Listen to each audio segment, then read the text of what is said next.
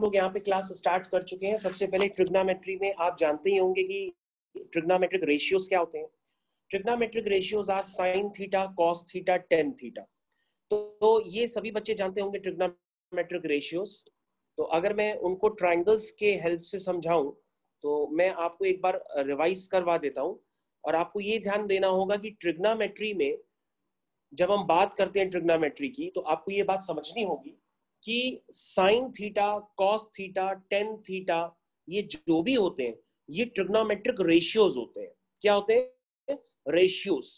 तो बच्चों रेशियोज की कोई यूनिट नहीं होती। सबसे पहले आप बात क्लियर कर लीजिएगा। Sine theta, cos theta, tan theta और जो भी इनके रेसिप्रोकल है, जैसे cosec theta, sec theta, cot theta, ये सब क्या है? ये सब ट्रिग्नोमेट्रिक रेशियोज है। Are trigonometric ratios. ये क्या होते हैं? सबसे पहले बात कर लीजिएगा, ये ट्रिग्नोमेट्रिक रेशियोज होते हैं। जैसे मान लीजिए मैंने आपके सामने एक ट्रायंगल लिया ABC, इसमें एंगल ये C को मैंने थीटा ले लिया। तो बच्चों यहां पर आपको ये बहुत बहुत अच्छे से ध्यान देनी होगी कि ज्यादातर लोग ट्रायंगल को देख करके sine theta, cos theta, tan theta भी जल्दी ज्यादा गलत बता देते हैं।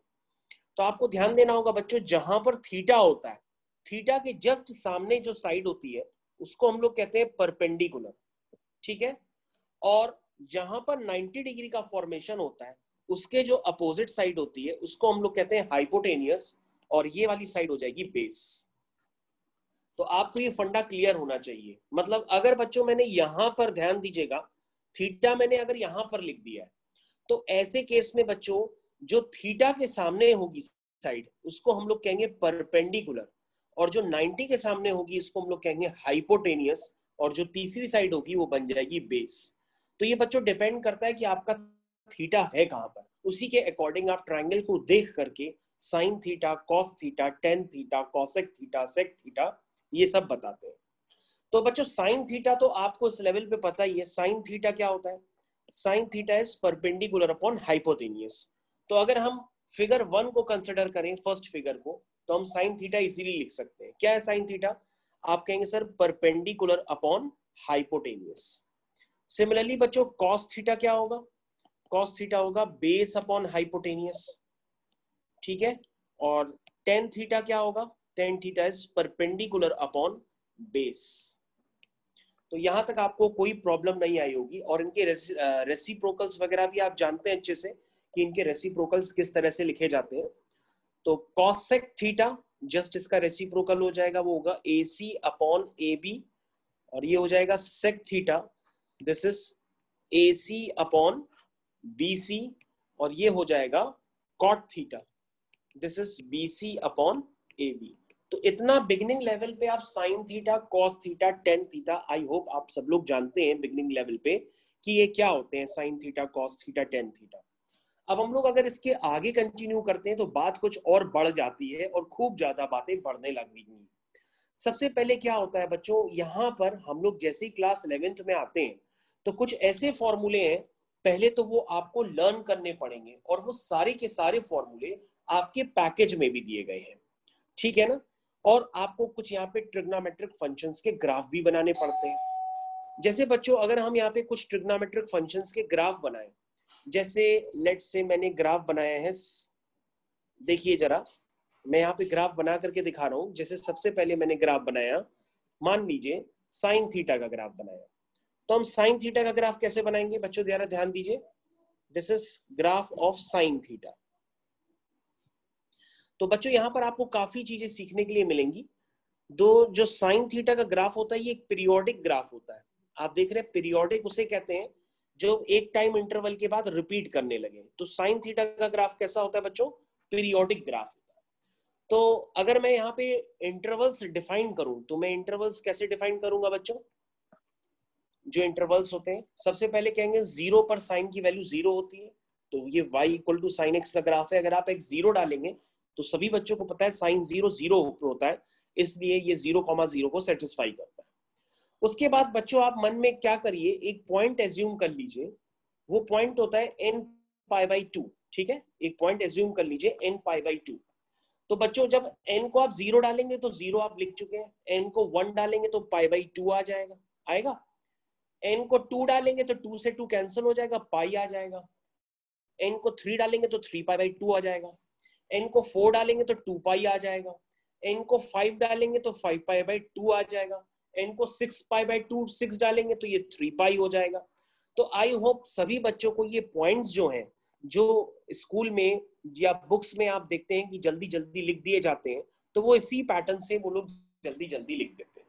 और बच्चों आपको ध्यान देना होगा कि ये जो ग्राफ है वो यहां से लेकर यहां तक तो डिफरेंट है, लेकिन 2 पाई के बाद ये ग्राफ बिल्कुल फिर से अपने नेचर को रिपीट करता है। ये देखिए सर, 2 पाई के बाद ये ग्राफ अपने नेचर को फिर से रिपीट करता है, इसलिए हम इसको कहते हैं पीरियोडिक ग्राफ। तो अगर हम इसका स्मॉलेस्ट पीरियड देखें जिसमें ये अपने नेचर के बाद उसको रिपीट करना चाह रहा, तो उसका स्मॉलेस्ट पीरियड है 2 पाई।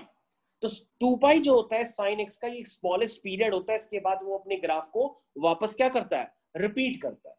मतलब आप ऐसा समझ लीजिए कि अगर आपसे पूछे साइन 2 पाई प्लस एक्स, कोई आपसे पूछ ले साइन 2 पाई प्लस एक्स, तो आप कहेंगे सर साइन एक्स। क्या कहेंगे, साइन एक्स। बिल्कुल समझ पाते हैं आप इस बात को, sine 2 pi plus X sine X. और बच्चों अगर आपको पाई नहीं क्लियर है, पाई क्या होता है, तो बच्चों पाई का मतलब होता है 180 डिग्री। यहाँ पे बच्चों हम एंगल्स रेडियंस में लिखते हैं, इसलिए मैं यहाँ पे पाई वगैरह का यूज कर रहा हूँ। तो बच्चों π/2 का मतलब 90 डिग्री है, ये बात आपको क्लियर होना चाहिए, क्योंकि 90 डिग्री पे ही साइन की वैल्यू क्या होती है, 1 होती है। ठीक है बच्चों, सबको यहाँ तक समझ में आ गया होगा। और मैं आपको समझा रहा हूँ कि जो साइन एक्स का ग्राफ होता है वो 2 पाई के बाद अपने नेचर को रिपीट करने लगता है, यानी कि साइन 2 पाई प्लस एक्स क्या होता है, वो साइन एक्स होता है। तो यहाँ तक सभी बच्चों को समझ में आ गया होगा। और यहाँ पर आपको एक और इंपॉर्टेंट ऑब्जर्वेशन मिलेगा, देखिए क्या मिल रहा है कि जो साइन n पाई है, साइन n पाई वो क्या है, 0 है, जहां पर n क्या बिलोंग करता है, सेट ऑफ इंटीजर्स को। चेक कर लीजिए आप। फॉर एग्जाम्पल इधर देखिए बच्चों, सब लोग स्क्रीन पे ध्यान से देखिए, अगर आप n की जगह 1 रखेंगे तो साइन पाई बन जाएगा, n की जगह 2 रखेंगे तो साइन 2 पाई हो जाएगा, n की जगह माइनस रखेंगे तो साइन ऑफ माइनस पाई हो जाएगा। तो ये सारी वैल्यूज किसके इक्वल होती हैं, 0। आप ग्राफ से भी चेक कर लेते हैं, साइन 180, साइन 360, साइन -180, ये सब वैल्यूज किसके बराबर है, 0 के बराबर होती है। और बच्चों ये जो साइन एक्स का ग्राफ होता है ना, ये एक ऑड फंक्शन होता है। ये जो ग्राफ है ना बच्चों, ये दिस इज एक odd function, this is odd function. अब बच्चों आप पूछोगे कि सर ऑड फंक्शन क्या होता है। बच्चों ऑड फंक्शन का मतलब होता है ऐसे ग्राफ जो वाई एक्सिस के अबाउट सिमेट्रिक नहीं होते, उनको ऑड फंक्शंस कहते हैं। तो तुम्हारी बच्चों वाई एक्सिस कहाँ है, ये देखिए आपकी वाई एक्सिस है, जहां पे रेड कलर से मैं मार्क कर रहा हूँ वाई एक्सिस। तो आप देखिए बच्चों वाई एक्सिस के राइट हैंड साइड में जो ग्राफ बना है और वाई एक्सिस के जो लेफ्ट हैंड साइड में ग्राफ बना है, तो ये क्या ग्राफ सिमेट्रिक ग्राफ है। आप कहेंगे नहीं, अगर सर ये सिमेट्रिक होता तो ये इधर भी बिल्कुल एज इट इज ही बनता रहता, जैसे आरएचएस में बना है बिल्कुल वैसे एलएचएस में भी बनता, लेकिन ये सिमेट्रिक ग्राफ नहीं है, इसलिए ये इसका मतलब ये ऑड फंक्शन हुआ। तो ऐसे ग्राफ जो वाई एक्सिस के अबाउट सिमेट्रिक होते हैं उनको हम लोग कहते हैं इवन फंक्शन, जो सिमेट्रिक नहीं होते हैं वो ऑड फंक्शन कहलाते हैं, जैसे साइन एक्स का ग्राफ। तो बच्चों ये एक ऑड फंक्शन होता है, इसलिए आपके पास ऑड फंक्शन की प्रॉपर्टी आप यूज कर सकते हैं कि साइन ऑफ माइनस एक्स जो होता है वो माइनस साइन एक्स के इक्वल होता है। तो बच्चों ये क्लियर होना चाहिए कि ये एक ऑड फंक्शन की प्रॉपर्टी है कि fx में जब मैंने x को माइनस एक्स से रिप्लेस किया तो माइनस ऑफ fx आ जाए, तो इसका मतलब ये क्या होता है, वो एक ऑड फंक्शन कहलाता है। तो आपको by the way sine x के ग्राफ का नेचर उसको बनाना पूरी तरीके से समझ में आ गया होगा, और आपको ये भी क्लियर हो गया होगा कि साइन जो होता है ऑड मल्टीपल्स ऑफ जो है, ध्यान दीजिए π/2 पर अपने नेचर को +1 -1 +1 -1 इस तरह से रिपीट करता रहता है। ठीक है बच्चों, तो साइन जो है अपने ऑड मल्टीपल्स पे क्या करता है, अपने नेचर को रिपीट कर देता है। पहले +1 देगा, फिर -1 देगा, फिर देखो 5π/2 पे फिर +1 देगा, फिर ये -1 देगा, फिर +1 देगा, फिर -1 देगा, इस तरीके से। तो सभी बच्चों को ये क्या ग्राफ क्लियर है। तो तुम लोग को समझ में आया बेटा साइन एक्स का ग्राफ में क्या क्या होता है देखने के लिए? अब बच्चों आगे देखिए, आगे आपको समझना है। अब आपको देखना है इसकी डोमेन क्या है। तो बच्चों इस ग्राफ की जो डोमेन होती है, यानी डोमेन ऑफ फंक्शन, वो होती है ऑल रियल नंबर्स। क्योंकि बच्चों ये साइन एक्स का ग्राफ हर एक्स पर कोई ना कोई वैल्यू देता रहेगा, यानी कि माइनस इंफिनिटी से लेके प्लस इंफिनिटी तक आप कोई भी एक्स डालेंगे कोई ना कोई वैल्यू आती रहेगी। क्योंकि ये साइन एक्स का ग्राफ पीरियोडिक ग्राफ होता है, ये भी कभी खत्म नहीं होता, ये चलता ही रहता है। देखिए अगर आप यहां से भी कोई ना कोई एक्स डालेंगे, इधर ध्यान दीजिए, अगर आप यहां से भी कोई एक्स डालेंगे तो उसकी कोई ना कोई वैल्यू जरूर आएगी, और यहां से कोई एक्स डालेंगे तो भी इसकी कोई ना कोई वैल्यू जरूर आएगी ना? ध्यान दे रहे हैं आप? अगर नेगेटिव साइड से डालेंगे तो भी इसकी कोई ना कोई वैल्यू जरूर आएगी। तो साइन एक्स ग्राफ की जो डोमेन होती है वो होती है ऑल रियल नंबर्स। लेकिन तुम बताओगे कि इस ग्राफ की रेंज क्या होती है? साइन एक्स की ग्राफ की रेंज कोई बच्चा बता सकता है इसकी रेंज क्या होगी? दिस इज द डोमेन, लेकिन रेंज क्या होगी? तो आप कहेंगे सर इसकी जो रेंज होगी ये अपनी वैल्यूज जो लेता है y की, वो -1 से 1 के बीच में ही लेता है, यानी इसकी रेंज होगी -1 से 1 इंक्लूडिंग -1 एंड 1। तो बच्चों आप साइन एक्स के ग्राफ में काफी सारा पार्ट समझ चुके हैं, ये आपको समझ में आना चाहिए। तो अगर किसी बच्चे को अभी कोई प्रॉब्लम है तो मेरे से डिस्कस कर सकता है। किसी बच्चे को कोई प्रॉब्लम हो तो ये साइन एक्स की ग्राफ का डोमेन हो गया, उस ग्राफ के अंदर क्या क्या प्रॉपर्टीज मिल रही है वो आपने देखा। इस ग्राफ का जो पीरियड है वो कितना है? 2 पाई है। तो उसका ग्राफ का जो फंडामेंटल पीरियड होता है, फंडामेंटल पीरियड मतलब वो स्मॉलेस्ट पीरियड जिसके बाद वो अपने नेचर को फिर से रिपीट करता है। तो इस ग्राफ का जो फंडामेंटल पीरियड होता है वो 2 पाई होता है। तो हर बच्चे को ये क्या है, ग्राफ क्लियर है? तो बच्चों साइन एक्स का ग्राफ आपको क्लियर है पूरी तरीके से? अगर साइन एक्स का ग्राफ क्लियर है तो हम लोग आगे कंटिन्यू करते हैं। अब आप ग्राफ देखने जा रहे हैं y is equal to cos X का ग्राफ। तो ठीक है बच्चों, हम लोग y is equal to cos X का ग्राफ देखते हैं। This is y is equal to cos X. तो बच्चों जैसा कि आप समझ गए होंगे कि y इज इक्वल टू जो कॉस एक्स का ग्राफ है ये तो सिमेट्रिकल ग्राफ होता है अबाउट y एक्सिस। अगर आप बना करके देखना चाहें तो आप देख भी सकते हैं। तो ये 0 पर वैल्यू अपनी 1 देता है, तो आप देख सकते हैं ये किस तरह से सिमेट्रिकल ग्राफ है, और ये इस तरह से चलता ही रहता है, धीरे धीरे धीरे चलता रहेगा, पीरियोडिक ग्राफ होता है, और इसका पीरियड भी 2 पाई होता है। और बिल्कुल साइन एक्स के ग्राफ की तरह ही हम इसको बनाएंगे। तो हर बच्चे को ये समझ में आना चाहिए कि मैं ग्राफ किस तरह से बना रहा हूँ। तो इस ग्राफ को नेगेटिव एक्स एक्सिस की तरफ भी बना लीजिए, तो ये ग्राफ इस तरह से चलता ही रहेगा। तो बच्चों ये किसका ग्राफ है? ये y is equal to cos X का ग्राफ है। और बच्चों देख सकते हैं ये ग्राफ y एक्सिस के अबाउट सिमेट्रिक रहता है, मतलब this is symmetric about y axis. तो उसके पहले वाल में लिख लीजिएगा कि साइन एक्स का ग्राफ क्या होता है? Unsymmetric about y axis. Sign X का ग्राफ क्या होता है? Unsymmetric about y axis. ठीक है, so it is odd function. ठीक है, और cos x का ग्राफ बच्चों क्या होता है? This is unsymmetric, this is unsymmetric about, this is symmetric about, किसके अबाउट सिमेट्रिक है? ये y एक्सिस के। This is symmetric about y axis, so it is even function. Even function का मतलब क्या होता है? This is cos of minus x is equal to cos x होगा, that is cos x is even function। और आप बच्चों यहाँ पे ध्यान से देखिए, एंगल्स आप लिखिए जैसे मैंने आपको लिखना सिखाया। कैसे लिखेंगे? 0, फिर मन में n पाई बाई 2 एज्यूम कर लीजिए, पाई बाई 2। ठीक है, मेरे साथ एंगल लिखना स्टार्ट करिए, मैं लिख रहा हूं आपके सामने। देखिए ये पाई बाई 2, ठीक है, पाई, 3 पाई बाई 2, 2 पाई, फिर 5 पाई बाई 2। और अगर आप ध्यान से देखें तो यही ग्राफ नेगेटिव एक्सिस पे भी इसी तरीके से लाई करेगा। तो बच्चों अगर आप ध्यान से देखेंगे तो इस ग्राफ का जो पीरियड है वो क्या है? इस ग्राफ का पीरियड वो है 2 पाई। क्योंकि ये 2 पाई पे देखो मैंने एक लाइन ड्रॉ की है, और ध्यान से देखिएगा ये 2 पाई पे जो मैंने लाइन ड्रॉ की है वो एकदम दूसरी वाई एक्सिस की तरह ट्रीट कर रही है, क्योंकि वहां से भी ग्राफ बिल्कुल वैसे ही रिपीट हो रहा है जहां से चालू किया था। अगर आप ध्यान से देखेंगे तो उस ग्राफ का पीरियड भी 2 पाई होता है। इसका मतलब यहाँ पर बच्चों ये फॉलो होता है कि cos of 2 pi plus x, cos of 2 pi plus x, ये भी क्या होता है, cos x होता है। That is period of cos x is 2 पाई। इसका जो पीरियड होता है ये 2 पाई होता है। और बच्चों मजे की बात ये है, अगर आप इस ग्राफ की जो डोमेन है वो देखेंगे तो बिल्कुल सेम है, domain belong to all real numbers. और जो बच्चों रेंज है वो भी आपको क्लियर होनी चाहिए, वो है -1 से 1, क्योंकि -1 से 1 के बीच में ही ये वैल्यूज अपनी लेता है।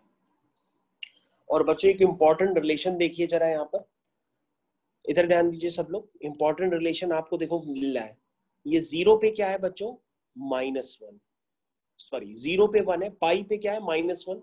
अब बच्चों जरा 2 पाई पर इसकी वैल्यू देखो, 2 पाई पे वैल्यू क्या है +1। फिर बच्चों यहाँ पे 3 पाई होगा तो उस पे वैल्यू क्या आएगी -1। समझ में आ रहा है। फिर क्या होगा 4 पाई आएगा, 4 पाई पे वैल्यू क्या होगी +1। तो आपको बच्चों क्या देखने के लिए मिला यहाँ पर, आपने देखा कि सर जो cos n पाई होता है, जो cos n पाई होता है वो हमेशा -1 की पावर n होता है, जहां पे n बिलोंग करता है सेट ऑफ इंटीजर्स को। कहने का मतलब कि अगर आप एग्जांपल देखें तो आप कहेंगे कि जो cos पाई है वो n की जगह 1 आएगा तो पड़ेगा तो ये -1 हो जाएगा। cos 2 पाई n की जगह 2 पड़ेगा तो ये +1 हो जाएगा। cos 3 पाई n की जगह -1 पड़ेगा तो ये -1 हो जाएगा। तो ये cos के ग्राफ का नेचर पता होना चाहिए। तो सभी बच्चे इस ग्राफ को ध्यान से देख लें, और अगर कोई कंफ्यूजन है y = cos x की ग्राफ में तो मेरे को अभी भी बताएं। और ये मैंने आपको बता दिया कि ये ग्राफ कैसा है, ये सिमेट्रिक है अबाउट y एक्सिस। इसलिए क्या है, ये सिमेट्रिक होने की वजह से क्या है, ये एक इवन फंक्शन है। कैसा फंक्शन है, इवन फंक्शन है। That means cos of -x is equal to cos x। Okay बच्चों, हम लोग नेक्स्ट ग्राफ देखते हैं। तो सभी बच्चे नेक्स्ट ग्राफ बनाने के लिए तैयार हो जाए। नेक्स्ट ग्राफ बनाने के लिए आप बनाएंगे y = 10x का ग्राफ। तो देखिए बच्चों, y = 10x के ग्राफ को बनाते समय काफी तरह की सावधानियां देखनी पड़ती हैं। देखिए मैं कैसे बना रहा हूं। तो सबसे पहले इस तरह के ग्राफ को बनाने के लिए आपको थोड़ी सपोर्टिंग लाइंस ड्रॉ करनी पड़ती है, क्योंकि आपने देखा होगा कि जो 10x का ग्राफ होता है या 10 की जो वैल्यूज होती हैं वो π/2 पे आप क्या कहते हैं, इन्फिनिटी कहते हैं। क्या कहते हैं, इन्फिनिटी। तो इसलिए इन्फिनिटीज वैल्यूज को तो हम दिखा नहीं सकते, इसलिए हम ग्राफ को पैरेलल टू y एक्सिस करते हैं। उसके लिए हमको यहाँ पर सपोर्टिंग लाइंस बनानी पड़ती हैं।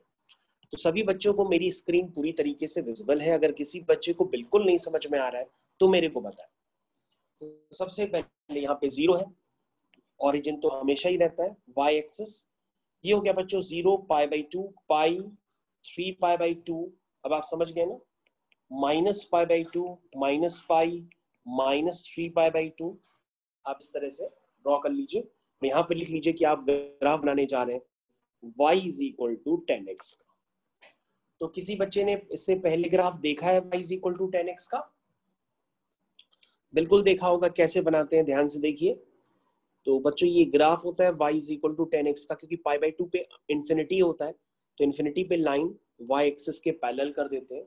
और आप ध्यान से देखिए y = 10x का ग्राफ ओरिजिन से पास होता है, क्योंकि 10 0 0 ही होता है, इसलिए 0 पर वैल्यू उसकी 0 होती है। और ये ग्राफ कुछ इस तरह से ड्रॉ होता है। और अगर अपनी स्क्रीन पे देखिए कोई आपको प्रॉब्लम है तो मेरे से अभी भी डिस्कस कर लीजिए। ऐसा कोई भी बच्चा जिसको बिल्कुल नहीं समझ में आ रहा हूँ तो मेरे से डिस्कस करें। तो ये आप देख सकते हैं किस तरह से मैं ग्राफ बना रहा हूँ। तो आई होप आपको ये समझ में आ गया होगा। बच्चों समझ में आ रहा है, मेरी आवाज आ रही है?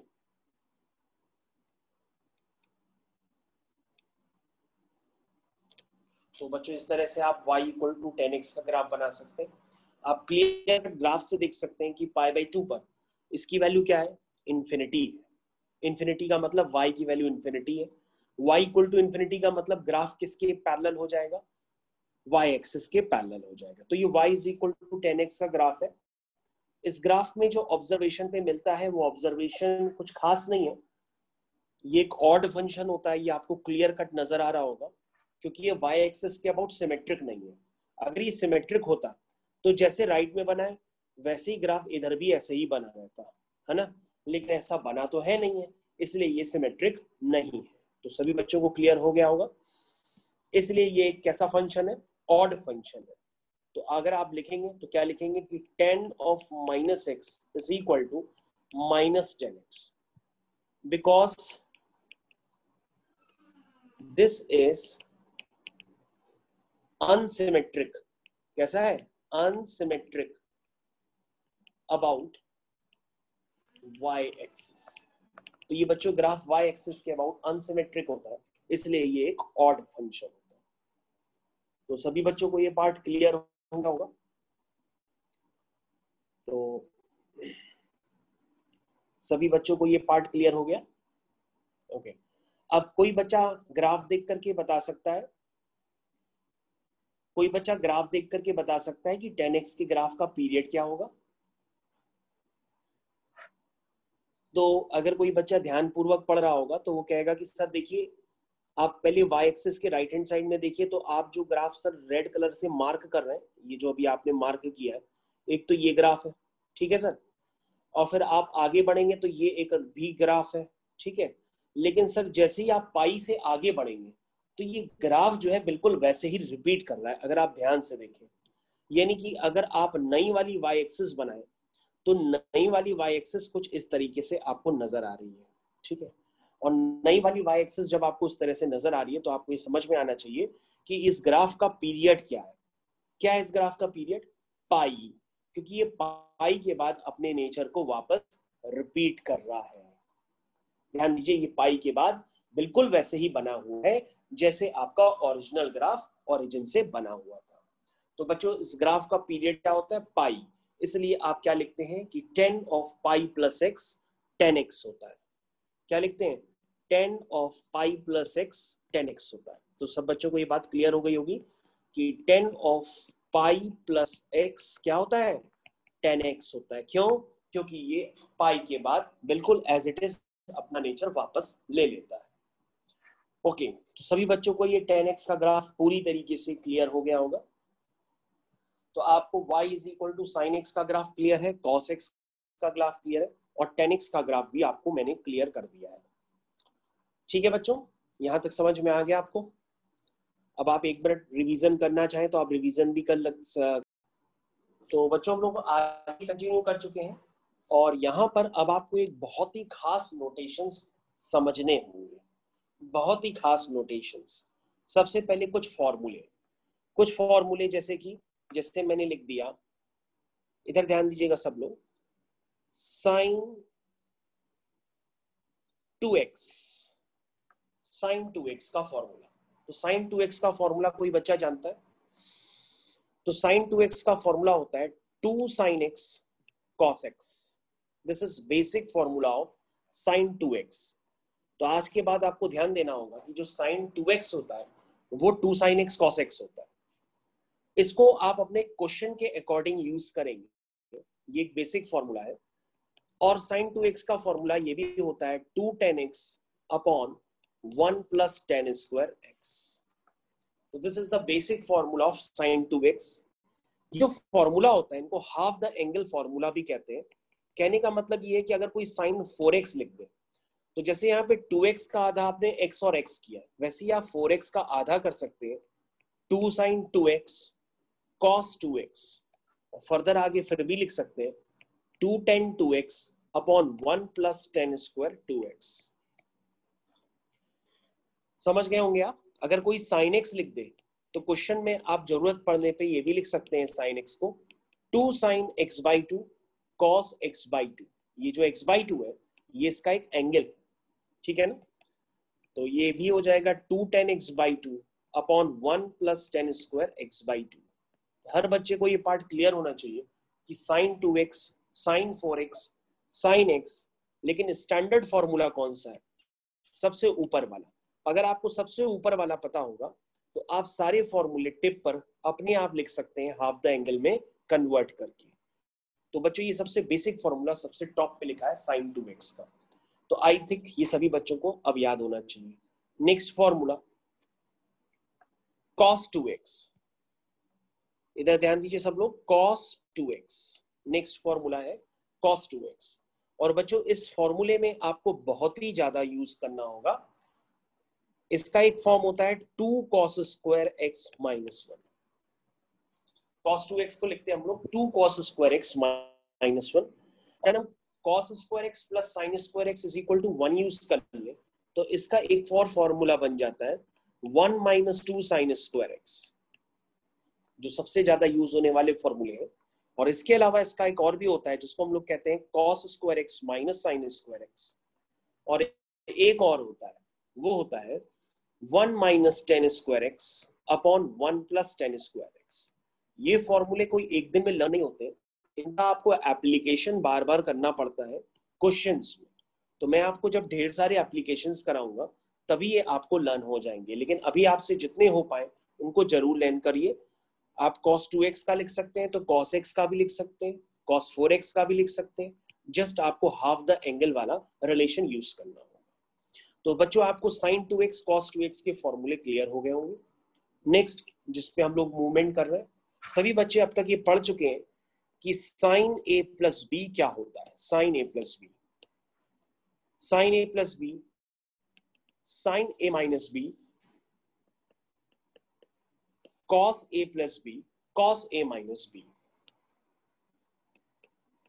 cos a plus B, cos a minus B.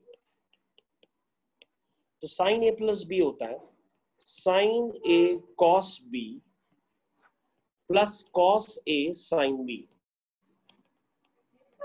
और ये होता है sin a cos b minus cos a sin b। कैसे इनका एप्लीकेशन करना है वो हम लोग क्वेश्चंस में अभी देखेंगे।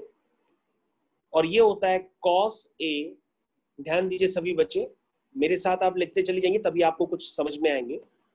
cos का होता है cos a cos b minus sin a sin b। और cos a माइनस b का होता है जस्ट उल्टा होता है, cos a प्लस b में बीच में माइनस आता है और cos a माइनस b में बीच में प्लस आता है। This is cos a cos b plus sin a sin। तो इतने फॉर्मूले हैं जो अभी मैंने आपकी स्क्रीन पे लिखे। कोशिश करिए आप इनको लर्न कर ले जाए पहले। तो अब आपके पास क्वेश्चन है, इवैल्यूएट sin 75। सभी बच्चे sin 75 को इवैल्यूएट करें और मेरे को आंसर बताएं। देखिए सबसे पहले कौन सा बच्चा बताता है।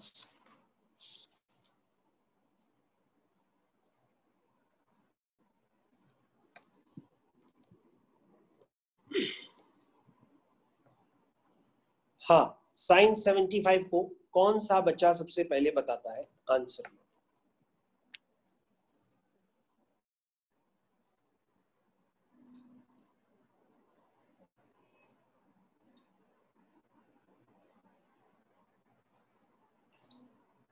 sin 75 कौन सा बच्चा बताएगा सबसे पहले sin 75 क्या होता है। क्योंकि अगर आप फॉर्मूले लर्न करना चाहते हैं तो बिना एप्लीकेशन के लर्न नहीं हो पाएंगे। और sin 75 में आप 75 को लिख दीजिए 45 प्लस 30। जैसे ही आप लिखेंगे आप इवैल्यूएट कर ले जाएंगे। सभी बच्चे इस तरह से करें, आपके पास टाइम है करने के लिए, आप करिए आराम से। तो कैसे करेंगे आप, सबसे पहले आप लिखेंगे 75 को 45 प्लस 30 इस तरह से लिखेंगे। और ये क्या बन जाएगा बच्चों, a बन जाएगा, और ये क्या बन जाएगा, b बन जाएगा। आप क्या यूज करेंगे, sin a प्लस b। तो sin a प्लस b मैंने आपको क्या बताया, मैंने बताया sin a cos b plus cos a sin b बताया मैंने। तो अब आप यहां पर यूज करिए, a की जगह है 45 और b की जगह है 30। तो क्या हो जाएगा, sin 45 cos 30 plus cos 45 sine 30, sine 45 हो गया 1/√2, कॉस 30 हो गया √3/2, कॉस 45 1/√2 और साइन 30 हो गया 1/2। तो अगर आप ध्यान से देखिए तो आपके पास साइन 75 इवेल्युएट होकर के आ गया है। This is √3 + 1 upon 2√2। This is the value of sine 75। इसी तरीके से आप cos 75 की भी वैल्यू निकाल सकते हैं। तो सभी बच्चों को ये फॉर्मूले क्लियर होने चाहिए। Sine a + b, sine a - b, cos a + b, cos a - b। अगर कोई बच्चा कहता है कि साइन, ध्यान दीजिए सभी बच्चे इधर ध्यान दें, अगर कोई कहता है बच्चा कि साइन 120 निकालो, साइन 120, तो कोई बच्चा साइन 120 निकाल के मेरे को बता सकता है आंसर? साइन 120, साइन 120 डिग्री का कोई आंसर बता सकता है? तो आप कैसे कहेंगे? 120 को लिखेंगे 2 × 60, यानी ये बन गया साइन 2 थीटा। और साइन 2 थीटा क्या होता है? वो होता है 2 sin थीटा cos थीटा। अब आपको समझ में आ गया होगा। इसकी वैल्यू पुट कर लीजिए तो ये हो जाएगा साइन 60, दिस इज √3/2, cos 60 1/2। तो आंसर आपका कितना है यहाँ? Answer is √3/2। तो this is sine 120 degree. Okay बच्चों, आपको क्लियर हुआ क्वेश्चन?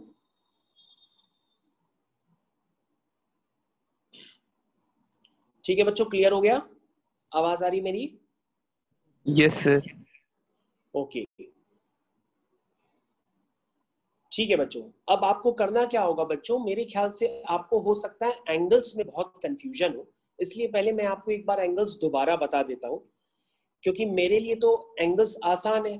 मैं तो तुरंत बोल देता हूं कि 30 डिग्री को 180/6 लिख सकते हैं। 30 डिग्री का मतलब होता है 180/6, मतलब π/6। लेकिन अभी आपके लिए हो सकता है ऑब्वियस ना हो, इसलिए मैं एक बार टेबल बना देता हूं और आपको समझा देता हूं। तो आप टेबल इस तरह से बनाने के लिए इस तरह से मार्क लाइन बना लीजिए पहले, जैसे मैं बना रहा हूं, ताकि आपको बहुत कंफ्यूजन ना लगे कि π/6 π/4 क्या है ये सब। तो ये काफी इजी काम होता है, आप बस एक बार बना लीजिए हमारे साथ, फिर आपको हमेशा हमारी तरह ही लर्न रहेगा। सबसे पहले यहाँ पे लिखिए साइन थीटा, इधर ध्यान दीजिए, सबसे पहले हमारे साथ यहाँ लिखिए साइन थीटा, यहाँ लिखिए कॉस थीटा, यहाँ लिखिए टेन थीटा, और साइन थीटा का reciprocal cosec theta, cos theta का सेक थीटा, टेन थीटा का कॉट थीटा। चलिए बच्चों जो एकदम बिगनर से देखिए, सबसे पहले बच्चों थीटा क्या होता है? 0। उसके बाद क्या होता है? 30 डिग्री। तो बच्चों प्लीज अब आप 30 डिग्री नहीं लिखेंगे। अगर आप 30 डिग्री लिखेंगे तो आप अपनी बुक्स के क्वेश्चन ही नहीं कर पाएंगे, आप हर बार अटकते रहेंगे। 30 डिग्री को अब आप इस तरह से लिखिए रेडियंस में, दैट इज π/6। कैसे लिखेंगे? π/6, मतलब this is equivalent to 30 degree. उसके बाद बच्चों 30 के बाद आप लिखते हैं 45, 45 को आप लिखेंगे π/4। π/4 मतलब 180/4, आप करके देख लीजिए, 45 यार है।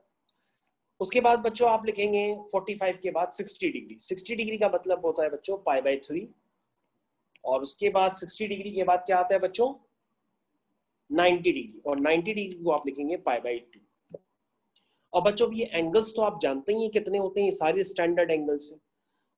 तो मैं इनकी वैल्यूज लिख देता हूं, 0 1 0, 1/2, √3/2, 1/√3, 1/√2, 1/√2, 1, sin 60, √3/2, 1/2, √3,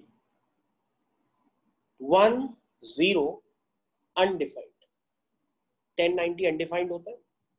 अब बच्चे यहाँ पे रेसिप्रोकल लिखते चले जाइए, 0 का रेसिप्रोकल अनडिफाइंड, 1 का रेसिप्रोकल 1, अगेन 0 का रेसिप्रोकल अनडिफाइंड।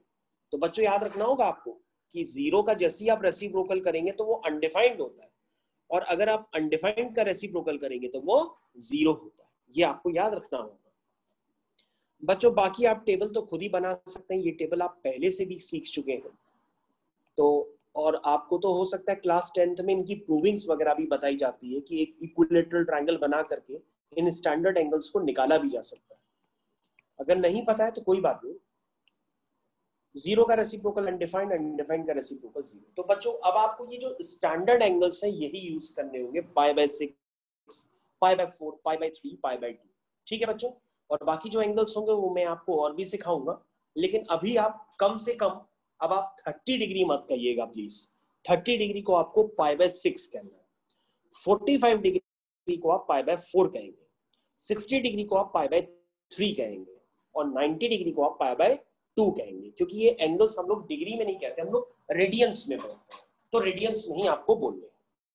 ठीक है बच्चों, एंगल्स को दो तरीके से मेजर करते हैं, एक डिग्री में, एक रेडियंस में, लेकिन हम लोग सारी ट्रिग्नोमेट्री में एंगल्स को रेडियंस में ही लिखते हैं। चलिए ओके, अगर कोई बच्चा पूछता है डिग्री और रेडियंस में क्या रिलेशन होता है, तो मैं यहाँ पे लिख देता हूं, आप ध्यान से देखिए। This is pi radians, pi radians is equal to 180 degree. सभी बच्चे याद रखें, pi radians is equal to 180 degree. ये एक कन्वर्जन फॉर्मूला होता है, इससे आप कन्वर्ट कर सकते हैं कभी भी रेडियंस को डिग्री में, डिग्री को रेडियंस। ठीक है बच्चों, याद रहेगा। चलिए, इसका बाय द वे अभी कोई यूज नहीं है। अब बच्चों मैं आपको क्वेश्चन दे रहा हूं करने के लिए, वो आप करेंगे। ठीक है, तो क्वेश्चन करने से पहले मैं आपको एक फॉर्मूला बताता हूं, तब आप करिएगा। एनसीईआरटी का ही क्वेश्चन है, और एनसीईआरटी का क्वेश्चन सबसे पहले करके हमको बताएगा आकर्षण। पता नहीं क्लास में है कि नहीं, अगर आवाज आ रही होगी तो बताएगा। सबसे पहले tan a प्लस बी का फॉर्मूला, जैसे आपने देखा sin a plus B, cos a plus B, है ना, वैसे ही tan a प्लस बी होता है। tan a प्लस बी होता है बच्चों tan a plus tan b whole divided by tan a, इधर ध्यान दीजिए, tan a प्लस बी का फॉर्मूला होता है tan a plus tan b whole divide by 1 minus tan a into tan b। बच्चों उसको यूज करना है और आप 10-15 डिग्री निकालेंगे। तो सबसे पहले सभी बच्चे 10-15 डिग्री निकालेंगे, और इसके लिए आपको एक और फॉर्मूला यूज करना पड़ेगा, tan a माइनस बी, इसको यूज करके निकलेगा। वो होता है tan a minus tan b whole divided by 1 plus tan a into tan b। बस साइन का चेंज होता है ऊपर नीचे tan a माइनस बी में। तो सभी बच्चे 10-15 डिग्री को यूज करके बताइए क्या आएगा। ये फॉर्मूले यूज करिए और हमको बताइए कि 10-15 डिग्री क्या होगा।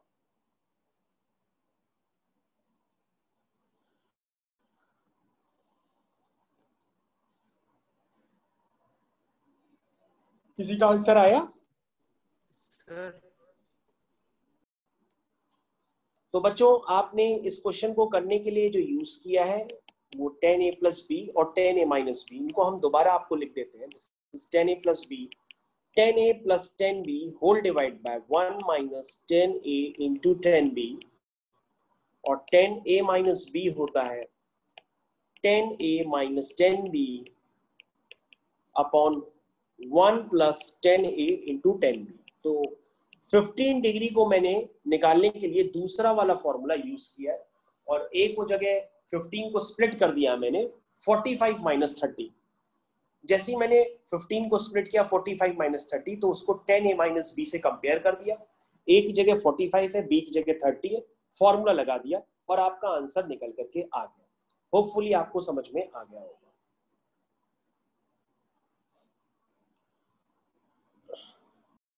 तो बच्चों ये आपके सामने नेक्स्ट क्वेश्चन है आपकी स्क्रीन पे, इसको इवैल्यूएट करना है। Sine square pi by 6 plus cos square pi by 3 minus ten square pi by 4। और बच्चों अभी मैंने आपको सिखाया था कि साइन पाई बाय 6 है साइन 30 डिग्री, और साइन 30 डिग्री की वैल्यू क्या होती है? हाफ, तो ये हो जाएगा हाफ का स्क्वायर। और पाई बाय 3 इज 60, कॉस 60 की वैल्यू बच्चों क्या होती है? हाफ होती है, तो ये हाफ का स्क्वायर हो जाएगा। और 1045 बच्चों 1 होता है, तो ये 1 का स्क्वायर हो जाएगा। इस स्टेप में किसी बच्चे को प्रॉब्लम हो तो बताए भाई। दिस इज 1/4, 1/4 माइनस 1, इसको आप इवेल्युएट कर लीजिए, 1/4 प्लस 1/4 होता है 2/4, 2/4 का मतलब हुआ 1/2 minus 1, that will equal to -12। देखिए आप बच्चों का इवेल्युएट होकर के आया कि नहीं आया?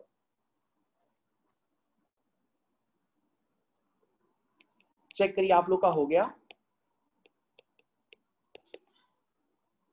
सभी बच्चे चेक करें उनका हुआ है कि नहीं हुआ है,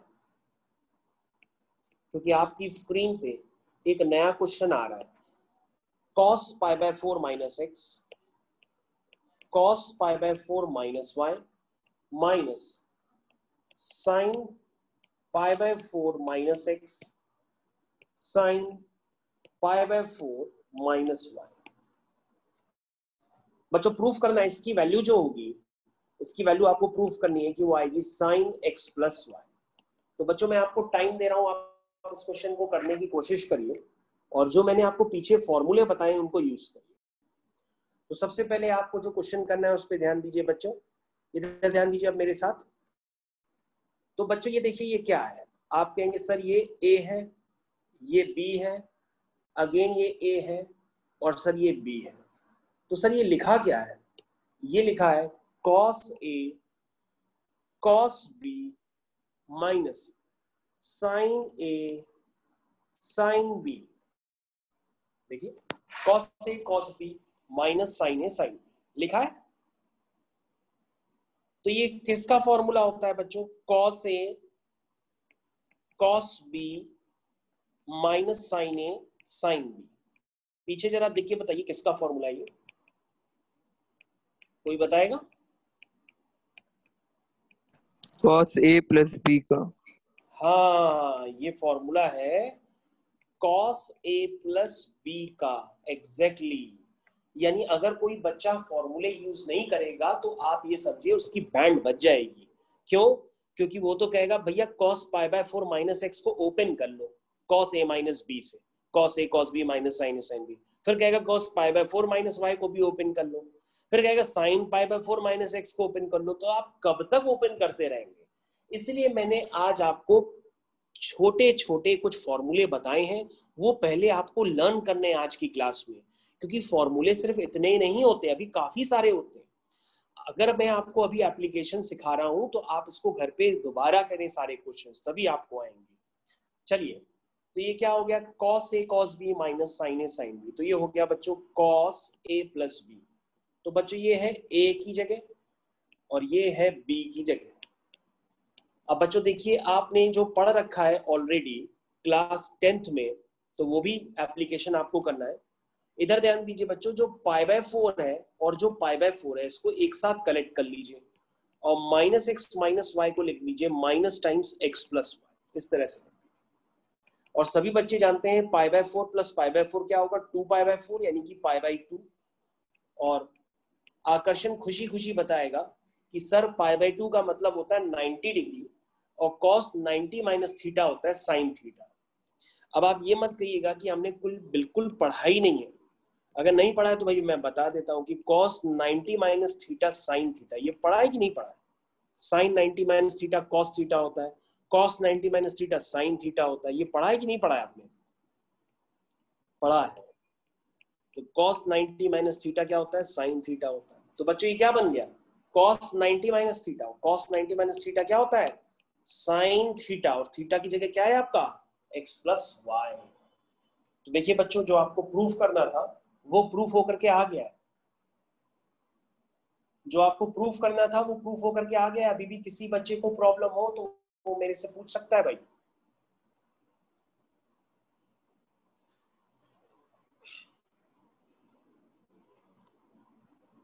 ठीक है मैं आगे कंटिन्यू कर रहा हूं। तो बच्चों अगले क्वेश्चन आपकी स्क्रीन पे लिखा हुआ है 10π/4 plus x whole divide by 10π/4 minus x. आपको प्रूफ करना ही आएगा 1 plus 10x upon 1 minus 10x का होल स्क्वायर। तो बच्चों ये क्वेश्चन है, मैं आपको कहिए तो करने के लिए टाइम दूं। ओके बच्चों हम इस क्वेश्चन को करते हैं।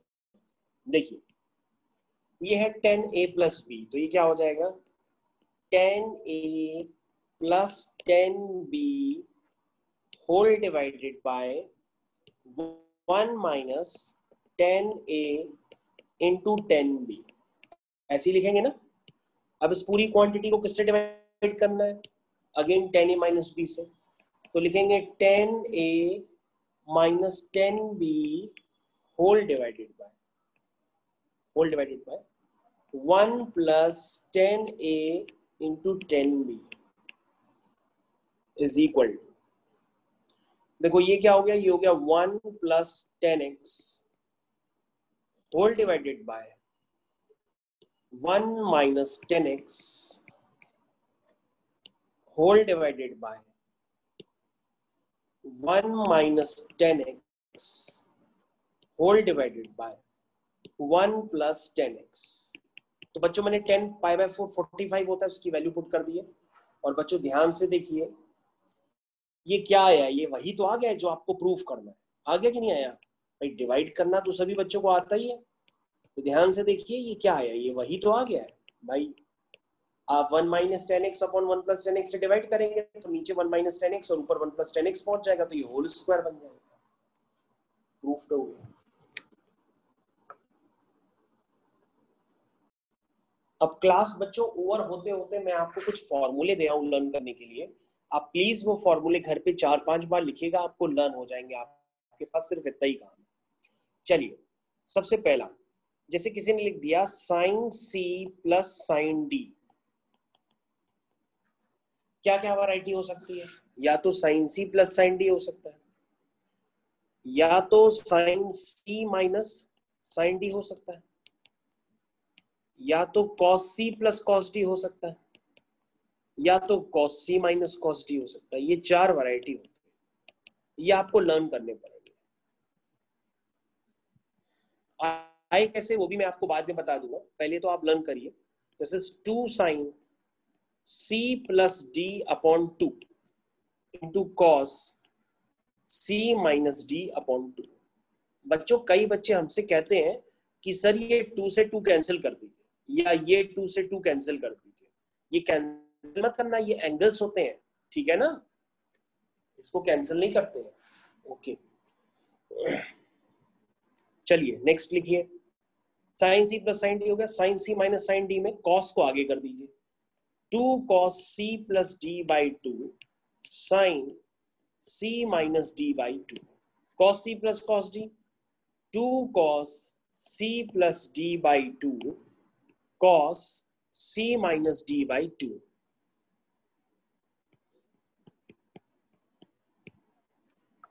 cos c minus cos d minus 2 sign c plus d by 2 sign c minus d by 2। देखिए भाई समझ में आया आप लोग को? ये 4 फॉर्मूले 4 तरह के हैं, प्लीज आप इसको जरूर लर्न करिएगा। मैं अगले टर्न में बताऊंगा इनका एप्लीकेशंस कैसे करना है, कृपया करके आप इसको जरूर लर्न करें। मैं आपसे फिर से कह रहा हूं आप इसको जरूर लर्न करिएगा, बिल्कुल इसको अवॉइड मत करिएगा।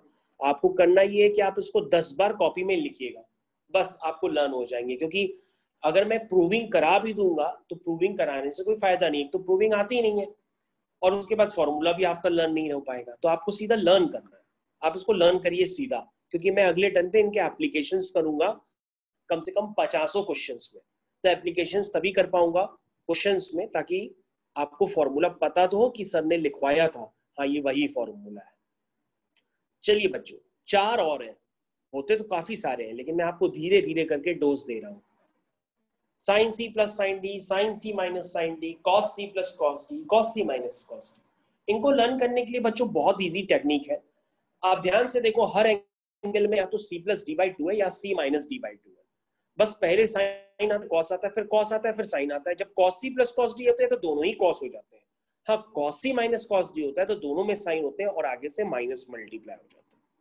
तो एंगल्स को तो लर्न करना बहुत आसान है, क्योंकि c प्लस डी बाई 2 और c माइनस डी बाई 2 के अलावा कोई एंगल है ही नहीं। देख लो आप खुद ही ध्यान से देख लो, कोई एंगल है ही नहीं इसके अलावा, है ना। चलिए आगे कंटिन्यू करते हैं। हाँ ध्यान दीजिए, 2 साइन ए कॉस बी, फिर एक होता है 2 कॉस ए साइन बी, फिर होता है 2 cos A cos B, फिर होता है 2 sin A sin B। ये पता है ऊपर वाले फॉर्मूलों का ही जस्ट रिवर्स है, लेकिन आपको लर्न करने होंगे अलग से। चलिए 2 sin A cos B, इसका होता है sin A plus B plus sin A minus B। 2 cos A sin B, इसका होता है sin A plus B minus sine A minus B। अगर आपको भरोसा नहीं है तो अगर आपको अभी जो हमने ऊपर फॉर्मूले बताया आप उसको लर्न कर लीजिए, और अभी मैं जो लिख रहा हूं RHS में वही फॉर्मूले लगा दीजिए। जैसे साइन A प्लस बी को C मान लीजिए, साइन A माइनस B इसको D मान लीजिए, तो sine C plus sine D आप फॉर्मूला लगाइए, आपका LHS आ जाएगा।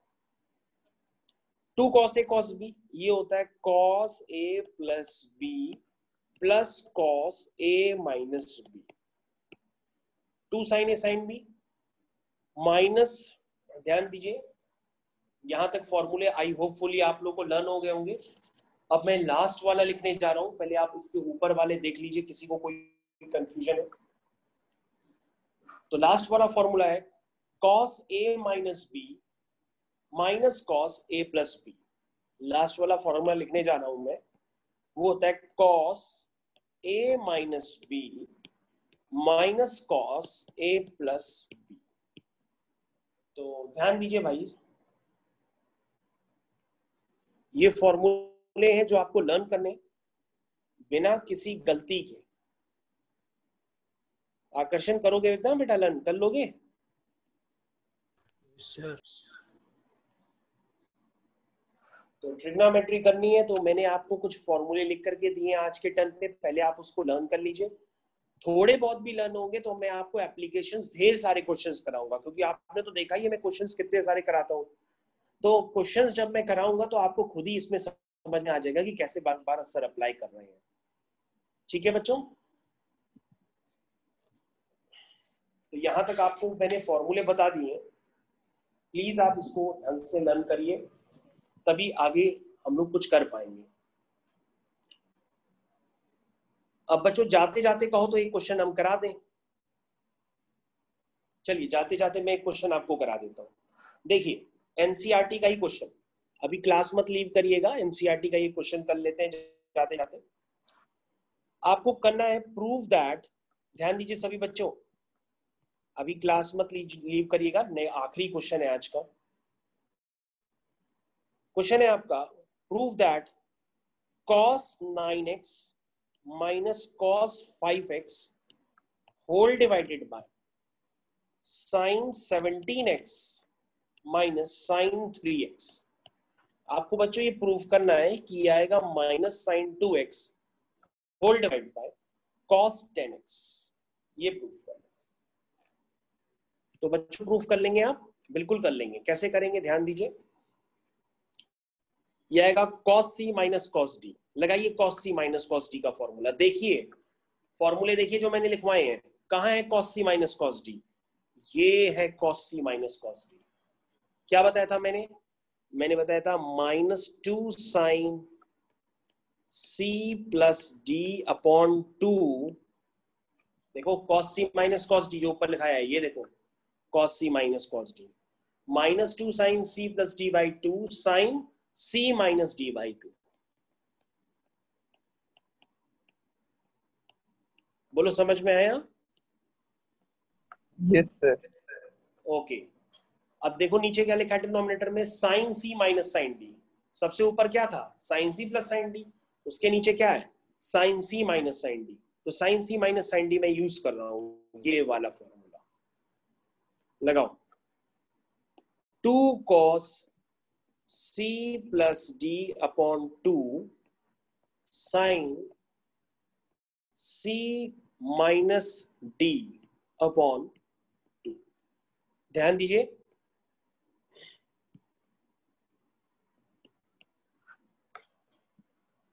ध्यान दो भाई, हर बच्चा ध्यान दो कि मैंने क्या लिखा है। अभी मैंने सिर्फ फॉर्मूले अप्लाई करके आपको दिखाए हैं कि फॉर्मूले किस तरह से अप्लाई हो रहे हैं। Sine C minus sine D का लगाया है, 2 cos c plus D by 2 sine C minus D. तो देखो बच्चों ये सिंप्लीफाई करो, ये -2 साइन 9 5 14, 14 और 2 नीचे डिवाइड का है तो 7x हो जाएगा, 9 में से 5 गए 4, 4/2 यानी कि साइन 2x हो जाएगा, ठीक है, होल डिवाइड बाय 2 cos 17 और 3 20, 20/2 यानी कि cos 10x हो जाएगा, 17 में से 3 गए कितने बचे 14, 14/2 यानी कि 7x हो जाएगा, ठीक है। अब बच्चों देखो कुछ टर्म कैंसिल हुए, sin 7x कैंसिल हो गया, क्या बचा आपका आंसर आ गया, देखो बच्चों आंसर आ गया -sin 2x upon cos 10x, क्योंकि ये 2 से 2 भी कैंसिल हो जाएगा। देखा बच्चों कैसे प्रूफ किया मैंने, equal to RHS, equal to RHS।